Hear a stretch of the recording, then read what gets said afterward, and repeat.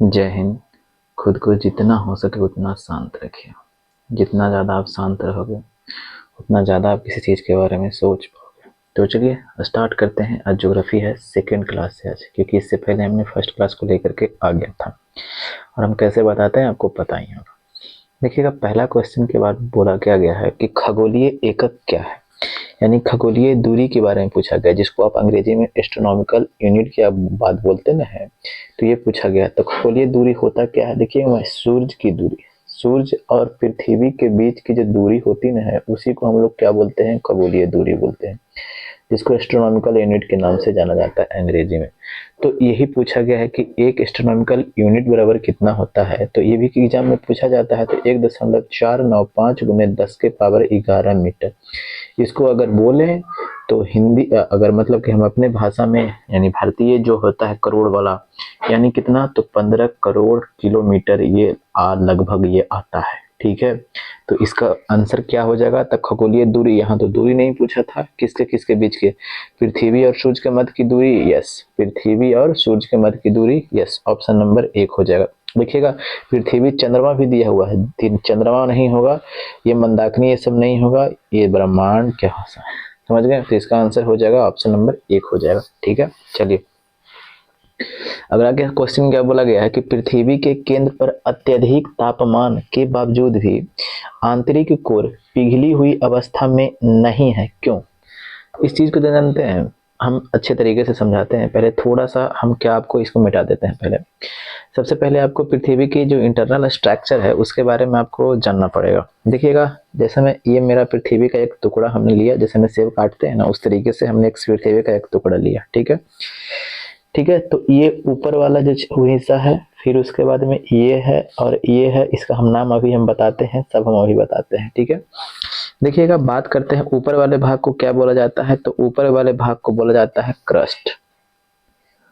ये ऊपर वाले भाग को क्या बोला जाता है? तो क्रस्ट बोला जाता है। ये बीच में जो आप देख रहे हैं इसको बोला जाता है मेंटल। ठीक है, और इसको बोला जाता है कोर।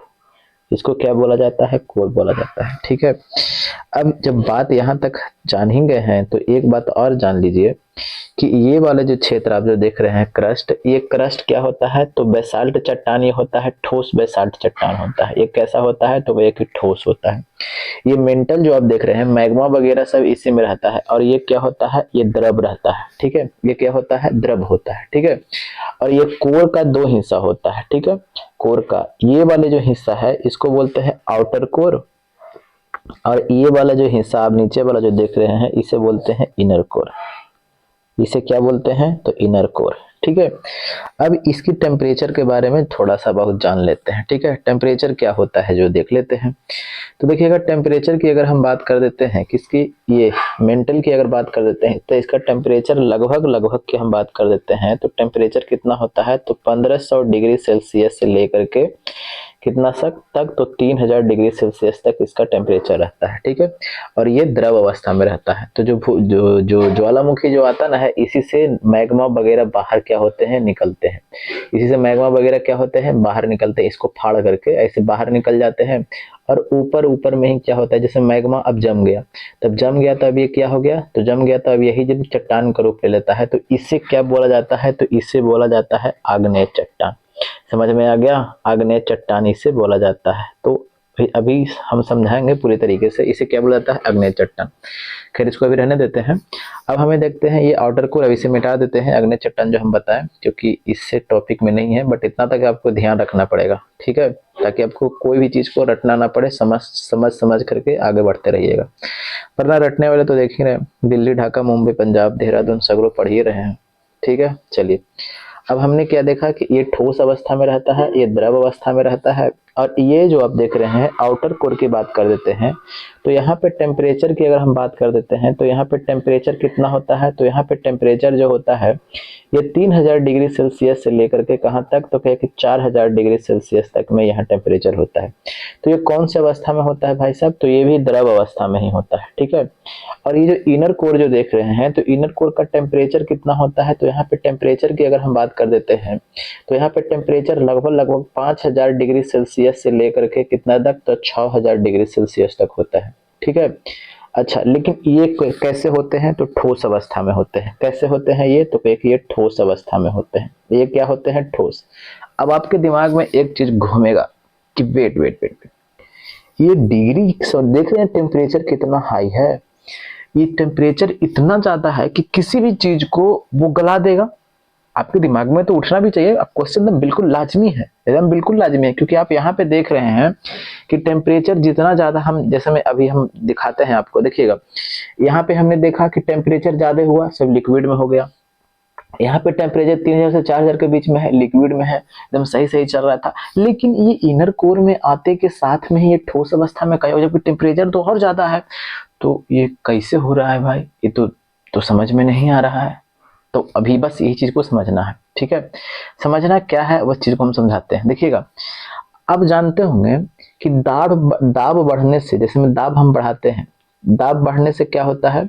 तो दाब बढ़ने से क्या होता है कि टेम्परेचर क्या होता है? जिसमें दाब, हम किसी चीज पर दाब बढ़ा रहे हैं, जिसमें अभी रुक जाइए, अभी हम समझाते हैं।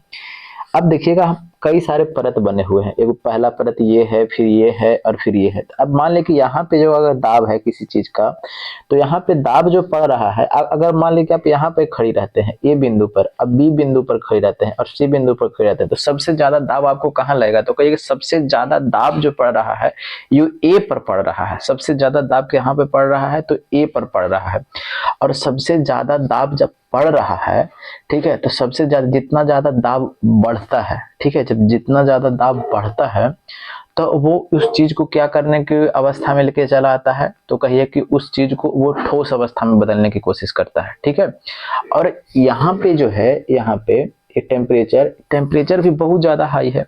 जब बहुत ज्यादा हाई है तो ये भी द्रव अवस्था में लेने की कोशिश करेगा, बट ये टेम्परेचर के तुलना में इतना ज्यादा दबाव है, इतना ज्यादा दबाव है कि वो इसे नगण्य मान लेता है। जैसे मैं अभी नहीं समझ में आया, जैसे में आप एक हाथी को मारिए एक थाप, ठीक है, और हाथी आपको एक फैट, जैसे में आप एक हाथी को मारिए एक फैट और हाथी आपको एक फैट मारे, तो समझेंगे हम कि अंतर क्या होगा? सो हालत खराब क्या हो जाएगा। तो बस यही है, ये 6000 जो टेम्परेचर है ये बदलने की कोशिश करता है लिक्विड में, बट इसका दाब इतना ज्यादा है कि ये नगण्य हो जाता है। ये क्या टेम्परेचर, ये नगण्य हो जाता है, इसीलिए ये ठोस अवस्था में है। समझ में आ गया? यही क्वेश्चन मेन था। तो इस क्वेश्चन को समझने के लिए थोड़ा सा आपको ये चीज समझना पड़ेगा। समझ गए? समझ में आ गया? ये फिजिक्स का एक रूल भी जो आप जानते हैं, यहाँ पे देखिए लिख देते हैं। यहाँ पे लिख देते हैं कि गर्म करने पर, ठीक है, गर्म करने पर जिस पदार्थ का, यहाँ पे लिख देते हैं हम, गर्म करने पर जिस पदार्थ का आयतन, जिस पदार्थ का आयतन बढ़ता है, ठीक है, दाब बढ़ाने पर, दाब बढ़ाने पर उसका गलनांक भी बढ़ता है, ठीक है। समझ में आ गया? यही वाला रूल है। लेकिन यहाँ पे क्यों नहीं हो रहा है? इसलिए नहीं हो रहा है कि क्योंकि दाब इतना ज्यादा है, इतना ज्यादा है कि यहाँ पे टेम्परेचर को नगण्य कर दे रहा है। समझ में आ गया? क्वेश्चन थोड़ा सा ट्रिकी है, ट्रिकी नहीं मतलब समझने वाला है, रटने वाला तो नहीं है। अखर से रट भी सकते हैं, बट समझ जाइएगा तो ज्यादा बेटर होगा, क्योंकि ये सब चीज तो आप कहीं भी आप आएगा तो बना सकते हैं उसको। तो इसका आंसर कौन सा हो जाएगा? तो कोर का गलन बिंदु अत्यधिक है, ये तो ऐसे ही खत्म हो गया। कोर गैसों से भरा हुआ है, खत्म। केंद्र पर अति दाब चट्टानों के गलन बिंदु को बढ़ा देता है। अब अभी हम देखिए यहाँ पे क्या लिखे हैं कि गर्म करने पर जिस पदार्थ का आयतन बढ़ता है तो दाब बढ़ाने पर उसका गलनांक भी बढ़ता है। यहाँ पे देखिए वही चीज तो लिखा हुआ है, दाब बढ़ाने पर उसका गलनांक भी बढ़ जाता है। यानी दाब इतना ज्यादा है, इतना ज्यादा है भाई साहब, इतना ज्यादा है कि उसको टेम्परेचर और चाहिए, जबकि इतने ही है। तो इसके तुलना में ये दाब बहुत ज्यादा है, इसको और टेम्परेचर रहता ना, तब जाकर के वो लिक्विड अवस्था में आता, इसीलिए ठोस अवस्था में। समझ गए ना कि नहीं? यहाँ पे दाब बढ़ाने पर उसका गलनांक भी बढ़ता है, तो यानी और टेम्परेचर चाहिए उसको गलने के लिए, ठीक है। चलिए, यही चीज तो यहाँ पे बोला गया है कि केंद्र पर अति दाब चट्टानों के गलन बिंदु को बढ़ा देता है। समझ गए ना? यहाँ गलन बिंदु को बढ़ा देता है कि कहने का सेंस है इसको और टेम्परेचर मिलेगा ना तब गलेगा। समझ गए ना। चलिए, तो इसका आंसर हो जाएगा ऑप्शन नंबर 3। ठीक, क्वेश्चन ये सब नॉर्मल क्वेश्चन नहीं है, ठीक है, ये मत समझिए कि ये सब नॉर्मल क्वेश्चन है। आगे क्या बोला गया है कि एक दूसरे के सापेक्ष महाद्वीपों के संचालन के तथ्य को प्रतिपादित करने वाले सबसे बड़ा सिद्धांत। अब देखिएगा, जैसे में एक समय की बात है, शुरुआत में ही ये पूरा जो पृथ्वी है उसे क्या बोला जाता था, तो इसे बोला जाता था पेंजिया। ठीक है, इसे क्या बोला जाता था, पेंजिया। और ये ऊपर वाला जो आप क्षेत्र देख रहे हैं, तो ऊपर वाला क्षेत्र को बोला जाता था क्या, तो अंकारा लैंड। ऊपर वाला को क्षेत्र को अंकारा लैंड, और नीचे वाला जो क्षेत्र आप देख रहे हैं इसे बोला जाता था गोंडवाना लैंड। गोंडवाना लैंड बोला ही जाता है, गोंडवाना लैंड। अब बीच में क्या था, टेथिस सागर था। ठीक है, अब क्या होता है कि कई लाखों करोड़ों सालों में क्या होता है कि बाद में क्या होता है कि जो नीचे वाला क्षेत्र में, तो आप तो समझ ही कि नीचे वाला क्षेत्र अफ्रीका वाला पूरा क्षेत्र आ जाएगा। फिर उसके बाद में इसमें हम यहाँ पे बना देते हैं फिगर, अब बनाते हैं ये अंकारा लैंड, गोंडवाना लैंड तो समझ गए।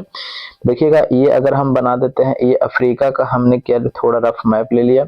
भारत का जो दक्षिणी हिस्सा जो आप देखते हैं ये अफ्रीका का हिस्सा था। ठीक है, फिर यहाँ पे आप ऑस्ट्रेलिया देख रहे हैं, फिर यहाँ पे आप क्या देख रहे हैं, तो यहाँ पे आप देख रहे हैं क्या, तो यहाँ पे आप देख रहे हैं ये ऊपर में तो जो उत्तरी अमेरिका हो गया, ये तो अंकारा का हो गया। जो दक्षिणी अमेरिका जो ये आप देख रहे हैं ये किसका हो गया, तो गोंडवाना का हो गया। ठीक है, ये गोंडवाना का हो गया। तो ये जो इसको कैसे, जिसमें कहने का मतलब क्या है कि महाद्वीपों के संचलन, ये महाद्वीप जो आप देख रहे हैं यहाँ यहाँ जो ऐसे आप देख रहे हैं, यहाँ से टूट करके ये इससे चला गया। ठीक है, कई सारे प्लेट एक दूसरे से टूट करके यहाँ पे सट गया, यहाँ पे चल गया। तो वो कैसे हुआ था, तो ये महाद्वीप के विस्थापन से हुआ था। ठीक है, यानी सर्वाधिक मान ये वाला है, और भी मान दिया गया है, ऐसा बात नहीं है, इसकी बात नहीं है, लेकिन सर्वाधिक मान यही है, लोग ज्यादा प्रेफर इसी को करते हैं। ठीक है, तो ये मान कौन दिए थे, तो ये महाद्वीपीय विस्थापन के मान कौन दिए थे, तो ये दिए थे अल्फ्रेड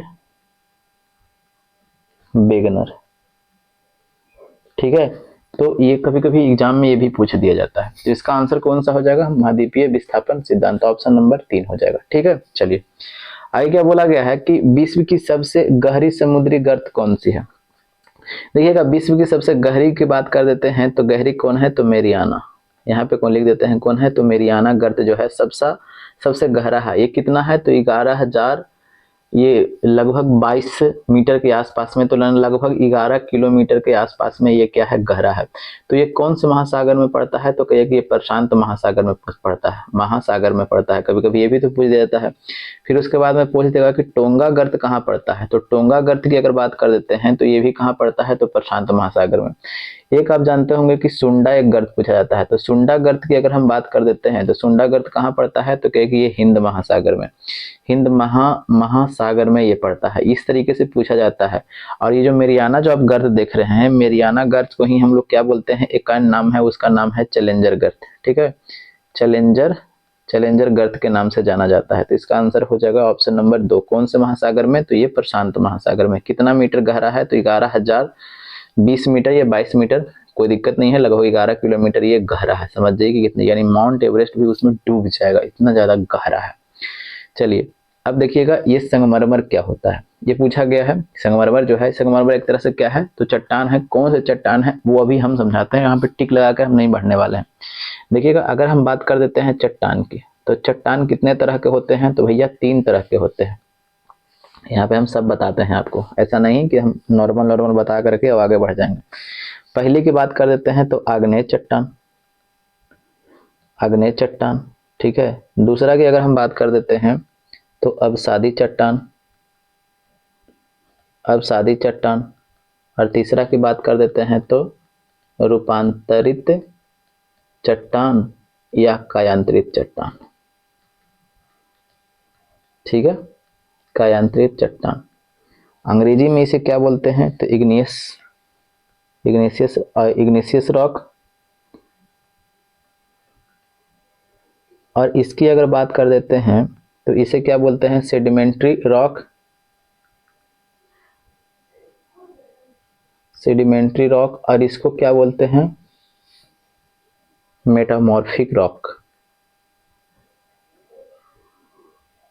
ठीक है, मेटामॉर्फिक रॉक। अब इस चीजों को समझना है। अभी जो हमने बता रहा था, एक चीज आपको बताया था क्या, कि ये पृथ्वी की जब हम आंतरिक संरचना बता रहे थे तो ऊपर वाले को क्रस्ट बोलते हैं, और क्रस्ट की अगर बात कर देते हैं तो क्रस्ट में सर्वाधिक जो तत्व होते हैं वो पूछे जाते हैं एग्जाम में, तो उसको भी आपको ध्यान पड़ेगा। सर्वाधिक तत्व ऑक्सीजन का होता है लगभग 46%।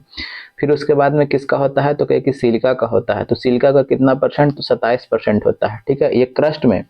फिर उसके बाद में किसका होता है तो ये एल्युमिनियम का होता है, ठीक है, तो एल्युमिनियम का कितना होता है ये 8%। फिर उसके बाद में लोहा का होता है ये 5%। तो कम से कम 3 आपको याद रखना पड़ेगा कि भू प्रॉपर्टी में सर्वाधिक मात्रा में कौन से तत्व की मौजूदगी है, तो ये ऑक्सीजन का, फिर उसके बाद में सिलिका का, फिर उसके बाद में एल्युमिनियम का है, ठीक है। तो इस तरीके से आपको याद करना पड़ेगा चीजों को, एक चीज जब आए तो उससे हम छील लें बढ़िया तरीके से कि हाँ क्या क्या पूछा जा रहा है, ठीक है। और नीचे हमने क्या बताया था, ये है मेंटल। अब मेंटल हमने क्या बताया था कि द्रव अवस्था में है, और मैग्मा जो निकलता है इसी से निकलता है, ऊपर नीचे यानी नीचे में जो लिक्विड जो है उसको हम लोग मैग्मा बोलते हैं, और ये ऊपर निकलता है, ज्वालामुखी जब विस्फोट होता है तो ऊपर में निकलता है। और अभी हमने बताया कि जब ऊपर निकलता है तो ये मैग्मा फिर ऊपर आकर क्या होता है, जम जाता है, और ये जब जब जम गया, ऐसे से जम गया, तो इसको क्या बोलते हैं तो आग्नेय चट्टान। तो क्या आग्नेय चट्टान इतना ज्यादा, जैसे में टेम्परेचर तो काफी ज्यादा, 3000 से हमने क्या बताया 4000 के बीच में इसका टेम्परेचर बताया, तो क्या 3000 से 4000 के बीच में अगर टेम्परेचर है तो क्या कोई भी जीवाश्म यहाँ पे सर्वाइव कर पाएगा, तो कहेगी ना भैया ये तो ऐसे ही मर जाएगा, जल के खल्लासे हो जाएगा ना, कैसे सर्वाइव कर पाएगा, तो सर्वाइव तो यहाँ पे नहीं कर पाएगा। तो आग्नेय चट्टान में क्या कोई भी जीवाश्म रह पाएंगे, देखिएगा कोई भी जीवाश्म यहाँ पे रह पाएंगे, कहे कि जीवाश्म तो भैया तो इसमें तो खैरे नहीं है, इसमें कोई भी जीवाश्म नहीं रह पाएंगे।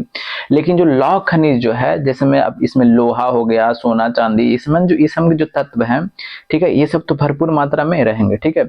और ये अब जैसे में अब ये अग्नेय चट्टान है, अब यहाँ पे हम लिख देते हैं, यहाँ पे मेरा क्या है, अग्नेय चट्टान है, हमने माना ये अग्नेय चट्टान है, अग्नेय चट्टान। अब जब अग्नेय चट्टान होंगे, जब अग्नेय चट्टान में काफी सालों के बाद, लाखों करोड़ों साल के बाद क्या होगा कि इसमें कुछ ना कुछ टूट फूट तो होगा, अवक्षेप वगैरह तो होगा, तो कहे कि हाँ बिल्कुल होगा। तो जैसे ही अवक्षेप होगा यानी इस रूप से अब इस रूप में बदलेगा। पत्थर भी देखते हैं कि कई सालों में, जिसमें धूप से, हवा से, पानी से, उसमें कुछ ना कुछ तो बनेंगे ना, टूट फूट तो होंगे ना। तो फिर जो अलग तरह के जो बनेंगे उसको क्या बोलेंगे, ये बनेंगे अवसादी चट्टान। इसको क्या बोलेंगे, अवसादी, यानी अवसादों से बनता है। और फिर उसके बाद में इसमें जब टूट फूट होगा तो इसमें छोटे छोटे अब इसमें बन जाएंगे, तो इसको बोलेंगे कौन सा चट्टान, तो इसको बोलेंगे रूपांतरित चट्टान। तो रूपांतरित चट्टान। अब समझ में आ गया कि चट्टान क्या है, से चट्टान क्या है, जो समझ में आ गया ना। चलिए अब हम चीजों को समझाते हैं, क्वेश्चन यहाँ से नहीं पूछा गया है, ये तो चट्टान हम तो समझा दिया। अब चट्टान, आग्नेय चट्टान में कौन कौन आते हैं, ये अवसादी चट्टान कौन कौन है और रूपांतरित चट्टान कौन कौन है वो हम समझा देते हैं, ठीक है। जरूरी नहीं है कि आग्नेय से पहले सीक्वेंस में चलेगा कि पहले अवसादी बनेगा फिर अवसादी से आपको रूपांतरित होगा, ये जरूरी नहीं है। आग्नेय से भी आपको रूपांतरित हो, रूपांतरित चट्टान में जा सकता है, ठीक है ना। और फिर उसके बाद में इससे भी इसमें जा सकता है, तो इसलिए सीक्वेंस जरूरी नहीं है कि इससे इसमें जाएगा फिर इससे इसमें रूपांतरित होगा, ऐसा बिल्कुल नहीं है। अब हमें बताना क्या है, तो हमें बताना है क्या भाई साहब, तो हमें बताना है ये आग्नेय चट्टान। तो आग्नेय चट्टान किस में रूपांतरित होंगे, ठीक है ना, या रूपांतरित या कायांतरित जिसको आप बोल सकते हैं। फिर अवसादी चट्टान भी रूपांतरित होंगे, तो हाँ बिल्कुल होंगे। तो यहाँ पे हम लिख देते हैं आग्नेय चट्टान, ठीक है, आग्नेय चट्टान। और यहाँ पे हम लोग क्या बोल देते हैं, रूपांतरित चट्टान या कायांतरित चट्टान। यहाँ पे या कायांतरित चट्टान। कोई दिक्कत, तो कहे कि ना भैया कोई दिक्कत नहीं। तो देखिएगा, अगर बात कर देते हैं कि आग्नेय चट्टान में कौन कौन आते हैं, ठीक है, आग्नेय चट्टान में कौन कौन आते हैं उसकी हम बात कर लेते हैं। पहले इसको हम बना लेते हैं। देखिएगा हम चीजों को बहुत अच्छे तरीके से बता रहे हैं, ठीक है। अगर कोई होंगे जो धैर्य तरीके से देख रहे होंगे तो उनको काफी समझ में आ रहा होगा। अब हम ऐसा नहीं कि टिक मार करके आगे बढ़ जाते हैं। आग्नेय चट्टान की अगर हम बात कर देते हैं तो आग्नेय चट्टान में कौन कौन है, तो एक होता है ग्रेबो, ठीक है। एक क्या होता है तो कि ग्रे, एक मिनट इसे मिटाना है, ठीक है, ग्रेनाइट, ठीक है, बेसाल्ट,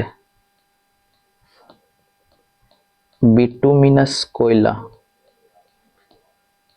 बिटुमिनस कोयला, ये होता है साइनाइट,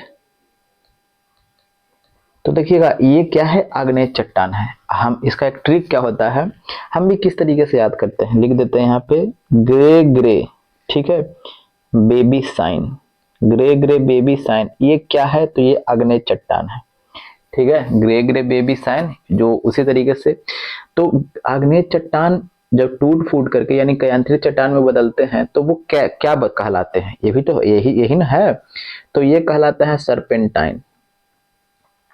यानी ये ग्रेवो जब टूट फूट के जब चट्टान बनता है दूसरा तो उसे क्या बोला जाता है, तो सरपेंटाइन, ठीक है। और फिर उसको गिरनाइट किस में बदल जाता है, तो गिरनाइट बदल जाता है नीस में बदल जाता है, ठीक है, ग्रेनाइट जो होंगे वो नीस में बदल जाते हैं। बेसाल्ट किस में बदल जाता है, तो कहिए कि सिस्ट में बदल जाता है। और बिटुमिनस कोयला किस में बदल जाता है, तो कहिए कि ग्रेफाइट में बदल जाता है। देखिएगा ग्रेनाइट नहीं, ध्यान दीजिएगा, ग्रेफाइट में बदल जाता है। और साइनाइट तो कहिए कि साइनाइट नीस में बदल जाता है। साइनाइट किस में बदल जाता है भाई साहब, तो साइनाइट नीस में बदल जाता है, ठीक है। यहाँ तक कोई दिक्कत तो नहीं, कोई दिक्कत तो नहीं होना चाहिए, अच्छे तरीके से समझ में भी आ रहा होगा, ठीक है। अब हमें देखना है क्या, अब हमें देखना है क्या, अवसादी चट्टान का। अब हमें अवसादी चट्टान का देख लेते हैं। तो यहाँ पे हमने लिखा अवसादी चट्टान, अवसादी चट्टान, और यहाँ पे हमने क्या लिखा, कायांतरित चट्टान या रूपांतरित चट्टान, कायांतरित चट्टान बोल दीजिए या रूपांतरित चट्टान बोल दीजिए, ठीक है।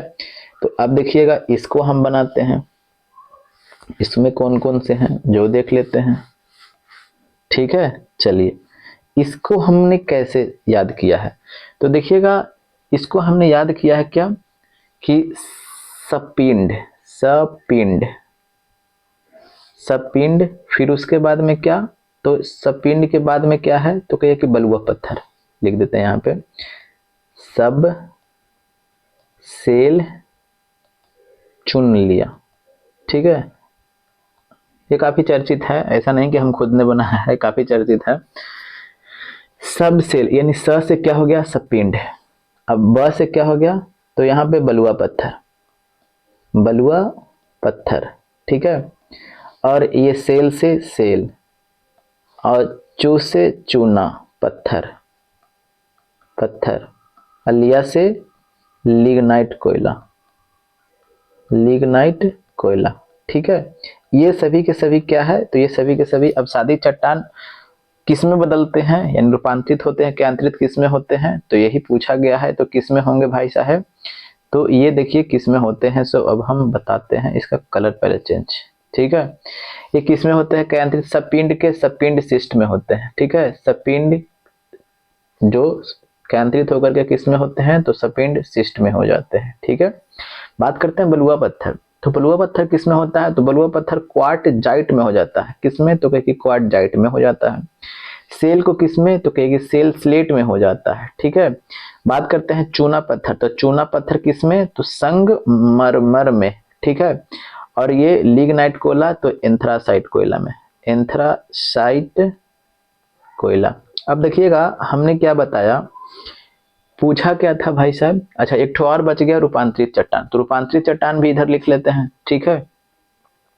रूपांतरित चट्टान भी क्या होते हैं, रूपांतरित होते हैं, ठीक है। तो ये भी इधर में लिख देते हैं रूपांतरित चट्टान, ऐसा नहीं कि नहीं हो सकते हैं, वो भी होते हैं।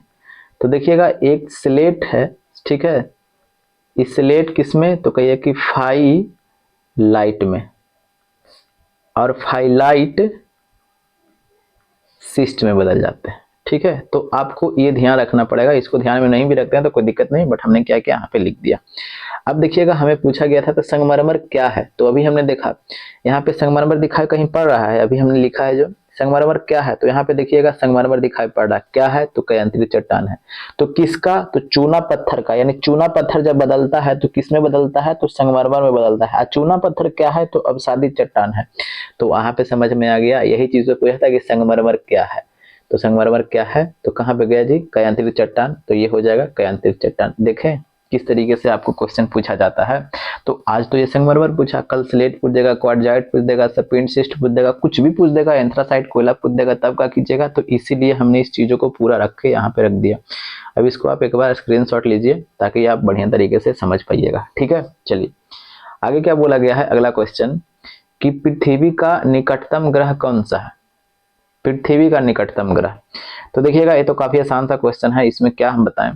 ये हमारा सूर्य है, ये हमारा सूर्य है। तो सूर्य है तो 8 गो ग्रह है, तो पता है 8 गो ग्रह है।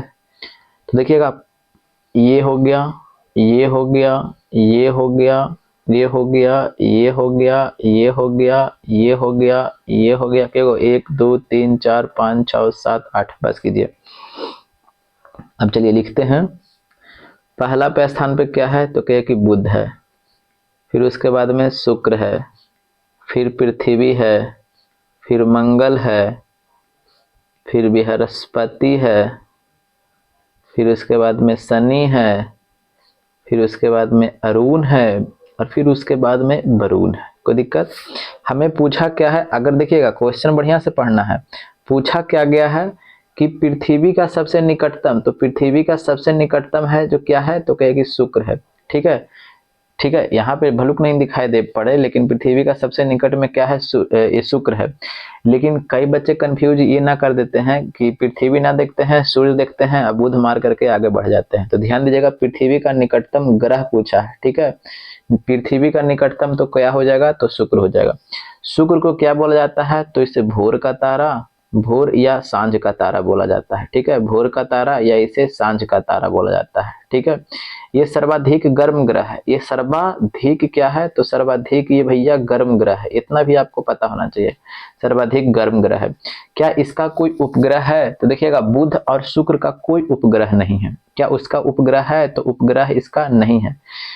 शुक्र ग्रह जो है इसका कोई उपग्रह है, तो कहेंगे नहीं, बुध और शुक्र का कोई भी उपग्रह नहीं है। ठीक है, चलिए अब बात करते हैं पृथ्वी की। तो पृथ्वी की बात कर देते हैं। अच्छा, ये घूर्णन कैसे करता है, तो अपोजिट, ये पृथ्वी के घूर्णन की जो दिशा है ना, उसके अपोजिट में ये करता है। ठीक है, अच्छा पृथ्वी घूर्णन कैसे करती है, तो पृथ्वी घूर्णन करती है पश्चिम से किधर की ओर, पूर्व की ओर। और ये घूर्णन घूर्णन कैसे करेगा, पूर्व से पश्चिम की ओर। ठीक है, पूर्व से पश्चिम की ओर। ये इसके साथ साथ में एक ठो और शुक्र, इस शुक्र के साथ साथ में एक ठो और है, शुक्र और अरुण जो है ये पूर्व से पश्चिम की ओर घूर्णन करता है। ठीक है, लेकिन बाकी सब जितने जो ग्रह हैं वो सभी के सभी पश्चिम से पूर्व की ओर घूर्णन करते हैं। ठीक है, जिसमें से हमारा पृथ्वी जो है पश्चिम से पूर्व की ओर घूर्णन करता है। तो बस इतना सारा जो नॉलेज है वो हम आपको बताया। ठीक है, इसके बारे में। तो कैसा लगता होगा सेशन बताइएगा थोड़ा सा, क्योंकि चैनल छोटा है दोस्त, तो लोग भाव कम देते हैं। ठीक है, तो बताइएगा जरूर अपने बारे में, अपना जो आपका थॉट होगा। ठीक है, जरूर हम उस पर अमल करेंगे।